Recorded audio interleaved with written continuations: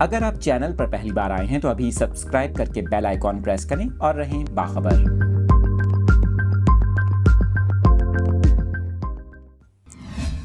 آپ کے ساتھ موسم سے متعلق یہ تازہ ترین اپڈیٹس شیئر کر رہے ہیں۔ پی ڈی ایم اے کی جانب سے مزید بارشوں سے متعلق خبردار کر دیا گیا۔ کئی شہروں میں طوفانی بارش اور تیز ہواؤں کی پیشگوئی کے پیش نظر مختلف اداروں کو الرٹ جاری کر دیا گیا۔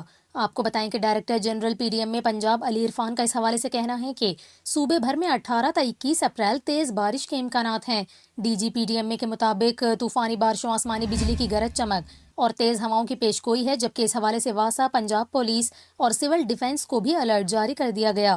ڈی جی عرفان علی نے کہا کہ P D M A control room 24 گھنٹے فعال ہے۔ ادھر آپ کو بتائیں کہ بلوچستان میں بارشوں کا پہلا سلسلہ ابھی تھما نہیں تھا کہ محکمہ موسمیات نے مزید بارشوں کی پیشگوئی کر دی۔ محکمہ موسمیات کا یہ کہنا ہے کہ رواں ہفتے 19 اپریل تک صوبے بھر میں مزید بارشوں کا امکان ہے۔